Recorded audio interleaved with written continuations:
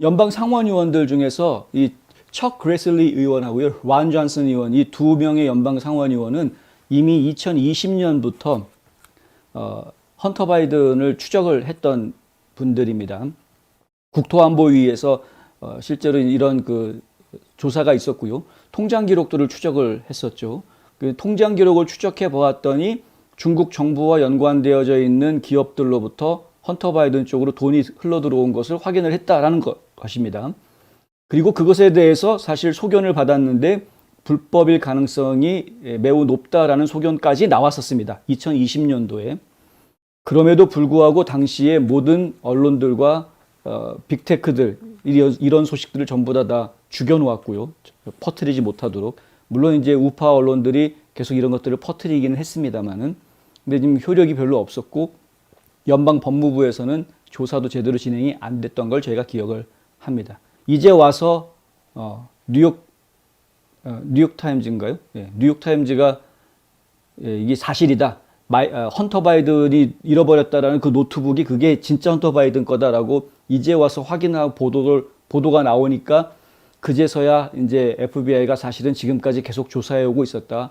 뭐 연방 정부 기관들이 계속해서 세무조사하고 있었다. 뭐 이런 이야기를 이제서야 하고 있는 뭐 이런 상태입니다. 어쨌든 네, 나올 게 나온 것이고 지금 이제 헌터는 방을 하나 예약을 해놓은 상태다. 이렇게 보시면 되겠고요. 예. 학교에 좀 다녀와야 되겠죠, 헌터도. 척 그레슬리 론 존슨 상원의원이 3월 28일, 29일, 그러니까 월요일, 화요일 이틀 동안 상원 원내에서 이런 기록들에 대해서 공개를 했습니다. 하나는 헌터 바이든 회사 중에 하나인 오아스코라는 회사에다가 CEFC 차이나 에너지, CEFC 차이나 에너지 이 회사로부터 10만 달러가 송금이 됐다. 10만 달러면 이렇게 이 액수가 이렇게 크다고 느껴지지는 않죠. 10만 달러는. 다른 것들이 워낙 큰 것들이 많아서. 근데 이 회사는 지금 현재 존재하지 않는다고 합니다. 근데 하지만 과거에 이 돈을 보내줬을 당시 이 회사는 이미 중국 정권과 아주 밀접한 관계가 있는 회사였었다라는 거고요. 또 하나는 헌터 바이든이 투자하고 경영하는 회사인데 허드슨 웨스트라는 회사입니다. 여기에다가 500만 달러를 보내줬다.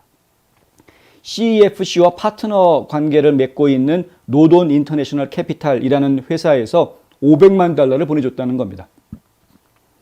상원의원들이 공개한 거에 따르면 그 계약서가 있는데 그 계약서에 보면은 그 중에서 50만 달러가 헌터 바이든의 1회 유지비, 원타임 메인터넌스 피로 지급이 됐다.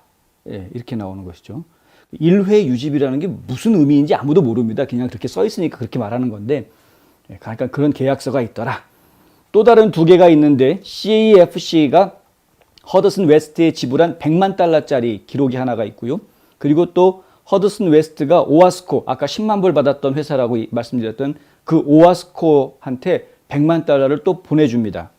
그러니까 이쪽에서 600만 불 받은 것 중에서 100만 불은 오아스코로 보내줬다. 뭐 이렇게 되는 거죠. 이 돈은 뇌물을 통해서 CEFC가 이점을 얻도록 도와줬던 중국 사업가 패트릭 호라는 사람이 대표로 있는 업체입니다.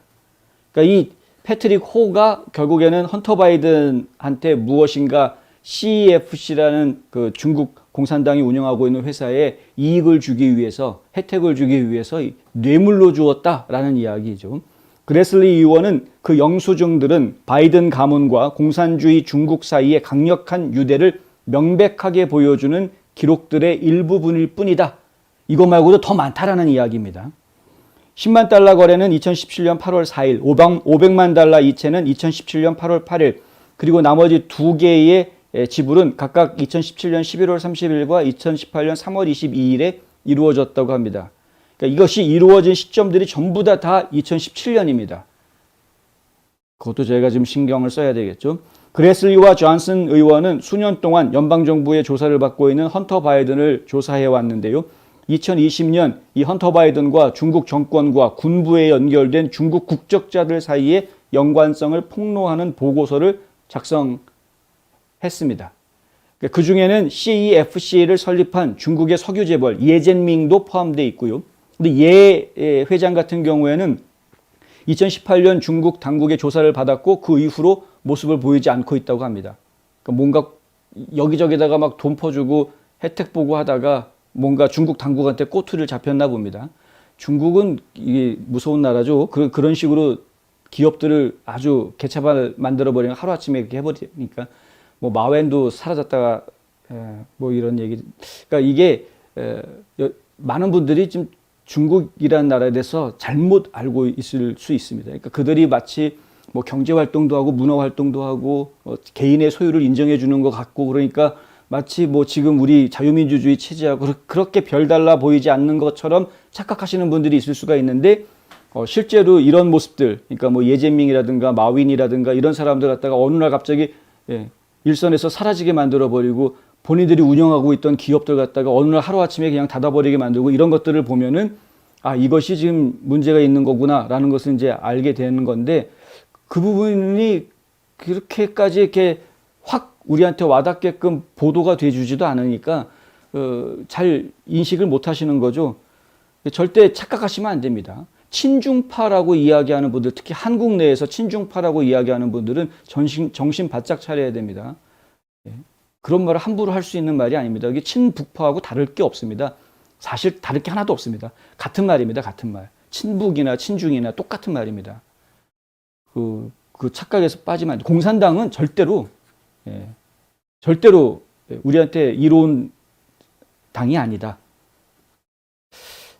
상원의원들이 헌터 바이든과 그 다음에 예젠밍 그의 회사로부터 수백만 달러를 벌었고 헌터 바이든이 예 씨의 금융가이자 사업 동료인 동공원이라는 사람으로부터 수백만 달러를 받았다는 사실도 발견했습니다. 이후 에폭타임즈가 입수한 메시지는 헌터 바이든이 이 중국 사업가의 새 아파트에 첫 손님을 맞는 등 예젠밍과 아주 밀접한 관계를 맺고 있다는 것을 보여줬고 다른 이메일 메시지에는 조 바이든과 이 동공원이라는 사람이 사무실 동료로 기재되어 있는 것도 보여진다. 이런 이야기죠. 뭐 이미 아시는 분들은 다 아시겠지만은 그 바이든 가문과 중국 간의 거래 총 액수가 3천만 달러가 넘어간다라는 이야기. 그러니까 3,100만 불 정도를 중국에서 뇌물로 받았다라는 그런 이야기들이 지금 책으로 폭로가 되어져 있는 상태입니다. 근데 이제 의회 의원들도 이런 것들을 공개를 할 정도로 아주 구체적인 자료들이 있음에도 불구하고 이 머저리 같은 연방 법무부는 아직까지도 지금 몇 년째 계속 조사하고 있어요라는 말만 하고 움직이질 않고 있다. 괜찮습니다.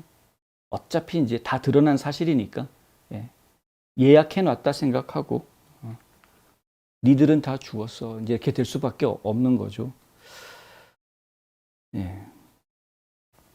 그레슬리 의원은 존슨 의원이 좋은 수사관이라면 누구나 할 수 있는 일을 했다며 우리는 이 모든 사람들이 틀렸다는 것을 증명하기 훨씬 더 많은 기록을 모았다라고 이야기했습니다. 이 같은 은행 기록은 부정하고 은폐하기 어렵다라고 이야기했고요. 존슨 의원이 한 이야기이고요.